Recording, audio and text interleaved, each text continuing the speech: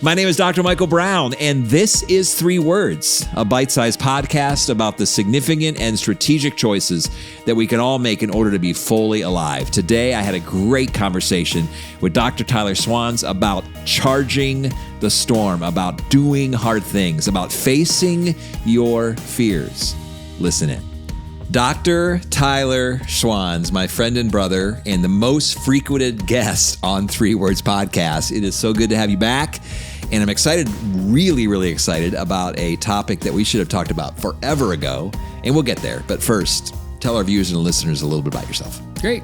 My name's Tyler Schwanz. I am married with kids, chiropractor, sourdough baker, snowboarder, and recently motorcycle enthusiast. Oh my goodness, a new thing. I know.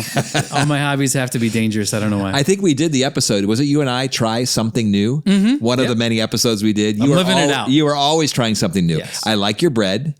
Good. I love that you're my chiropractor. You keep me healthy and strong. And I love the fact that we're going to talk about these 3 words, which are... Be the buffalo. Okay. Most people, when they think about the 3-word phrases of 3 Words podcast, are like, oh, I have a general idea what they're going to be talking about. Right. I'm guessing for some, they're like, what? It needs Take us to the beginning. Yeah, you got it. So Be the Buffalo. So it was inspired from a story, a Native American story, and allegedly, when a storm comes up over the mountains, buffalo will run into the storm. And this is in contrast to what cattle do. Apparently, a storm is a scary thing to a cattle. They don't want to be struck by lightning, and they run away from the storm. And because they run away from that storm, it actually catches up with them, and it extends the amount of time that they spend inside that challenge. Whereas if you run into the storms that are facing you, you'll get through it faster. You don't let fear dictate the direction of your life. So it's kind of been our rallying cry for our office and its implications when it comes to people's health and their problems that they might be scared of.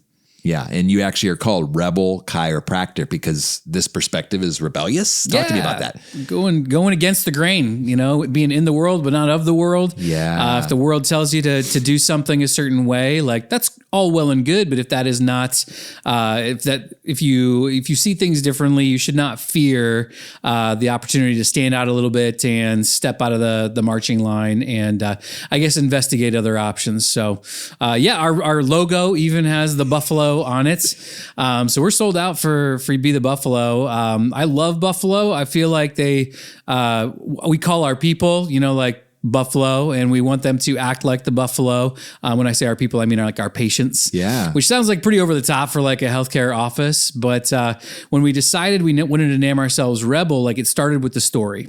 Like it started with who do we want to attract to our office? Because we wanted to be different than our previous name, which was Waterville Chiropractic Clinic. It was named after the place.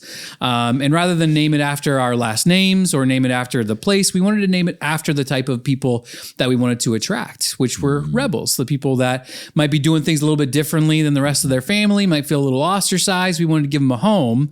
And we eventually landed on the buffalo because buffalo, if you really want to get nerdy about it, like their hide is very thick, like their fur is like impenetrable to like a predator's like bite. It takes a lot to get through it.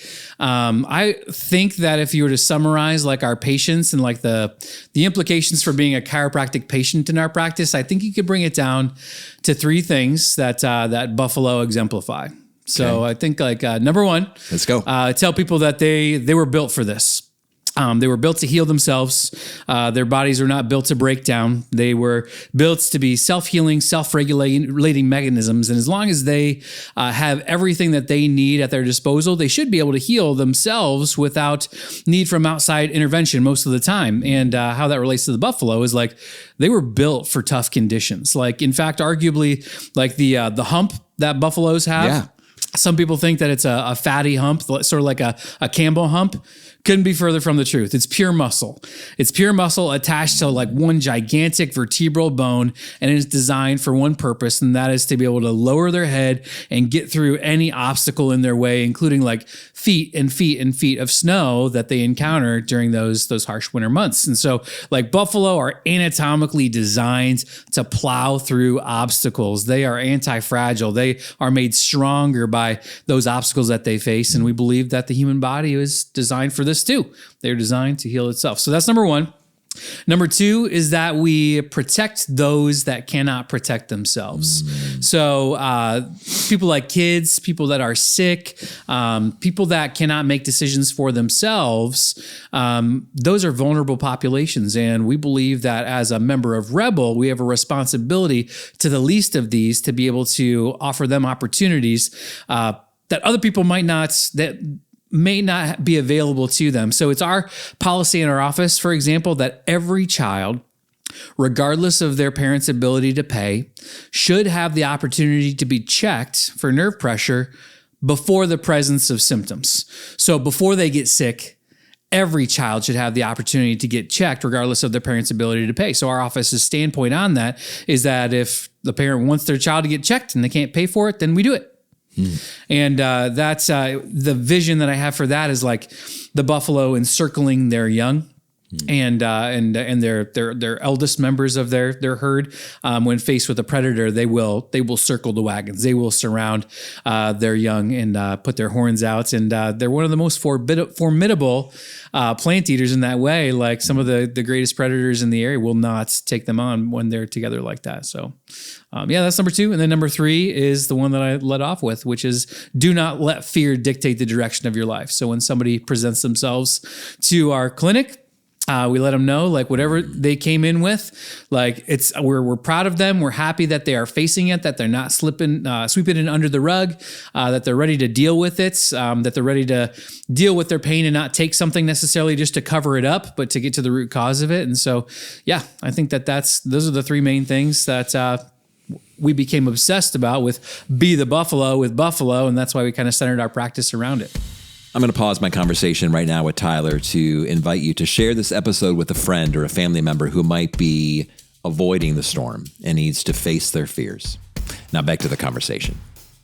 Wow, I love it. In fact, it's so funny. I've been with you for a long time, and I'm in the office, and I'm waiting in line to go see you, and I look over, and it says, Be the Buffalo. I'm like, why have we never done this before? Yeah. And so I'm really, really appreciative, Tyler, that you kind of spelled all that out. And I want to turn the corner and say, okay, what does that look like outside of the fact that people should be seeking chiropractic care? And I'm a big fan of that. Right. But even beyond that, those three areas, what does it look like? And I think the kind of expressions and the application of what you're saying is, obviously, if I go backwards toward the front, face your fears, care for those who can't care for themselves. And then be incredibly tough and impenetrable. Like, what does that third one look like? Yeah, I think like we are not made weaker. Like a human being is a system, and you got things that are fragile that break when you apply force to them. You got things that are durable that they don't break when you apply force to them, but they don't get stronger. They just don't break. And then you got systems like the human body, which are anti-fragile, which actually get stronger after you expose them to stress. So I think that third point, just to encourage people, like when they are experiencing stress, it's not always something that they should fear, that is going to leave them weakened, that they literally are stronger because of it, that they require stress in order to become the strongest version of themselves, that they were built for this. Doing hard things and not always taking the comfortable path. Yeah. Yeah, absolutely. I love this. There's so many applications. So obviously outside the health realm, I'm thinking about emotional well-being, obviously physical well-being, which we're talking about, because even that's why we wait. I'm assuming you said stress on the body. So weightlifting, major, you do major ultimate crazy sports. I'm guessing that makes you stronger, forceful and more resilient. I'm thinking about relationships. I'm thinking about the hard things in relationships. Do we avoid the storm, or do we walk into it? We walk into conflict. We do hard things. What are other things that come to mind as you think about buffalo qualities or characteristics that can be applied in the human experience? Yeah. I know that this upcoming summer, I'm doing a hike unlike any other. And I don't know if we've talked about it. No, we haven't. But no, I'm going out to Utah, and I am hiking a mountain 13 times, which will equate to the total elevation covered of the height of Mount Everest. So Mount Everest is 29,029 feet tall. And so if you do 13 laps of snow basin, that equates to 29,029 feet. And so I've been feeding my brain and kind of like getting ready for this and amping myself up. Of course, physically, I'm doing laps after laps of the house or the hill there in White House. But like mentally, just understanding like, why would I do such a thing? Like just to say that it was there, like Sir Edmund Hillary, like, why did you hike Everest? Like, because it was there. Like, I just think that when you test yourself, it improves your self-confidence. This past weekend, I rode 600 miles on my motorcycle through I thought you said a bike. 34 degree weather. Oh, man. Which there are people that ride year round. So, I mean, I'm not special in that way, but I wanted to like prove to myself that I did. And sometimes there are people that will in the face of that will be like, are you sure? Like, are you sure that's safe? And sometimes that could like give you pause. And, even myself and my mom being a good mom was like, are you sure, honey? Yeah. You want to do this? Like, is it safe? And I was like, yeah, Mom, like, I'm going to do this. And so I think that just like testing yourself, I think if Buffalo could talk, that they would say that they feel the best when they are immediately after a big struggle, because they were made for it. And they feel like they're in their purpose, that they're succeeding in what they were meant to do when they do those hard things. I was thinking about the episode that I did with Bo Johnson on raise strong kids. And we talked about this idea that we typically want to raise safe kids as opposed to strong kids. And what you're encouraging, I'm thinking, to be a Buffalo is to raise strong kids, to focus more on strength and not safety, on resilience and tenacity and grit as opposed to comfort. But not only for ourselves, but you talked about the least of these. You talked about Buffalo surrounding their kids and helping them be strong. And I think we lack some of that in today's society as well, is helping our kids be less fragile, but to actually be anti-fragile. We had a conversation with our kids the other day because it was just like at bedtime and it was totally out of the blue. And they asked that my younger son was like, Dad, what's rubella? And he saw like a form for school vaccinations and things like that on the counter.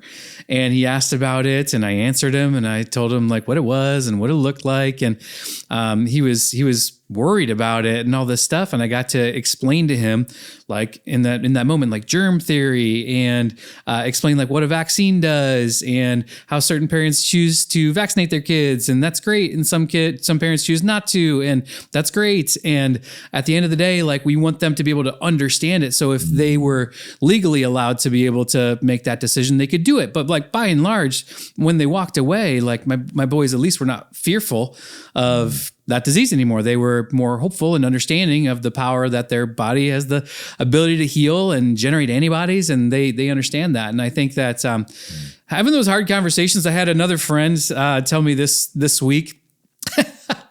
I wasn't planning on talking about it, so I'm not going to name any names. No, that's good. This is good. But their young child like asked them about like sex and like asked them like, what is this? Like, you told me that, this is what happened when a mommy has a baby, and that's not it. I looked it up in the dictionary and that's not it at all.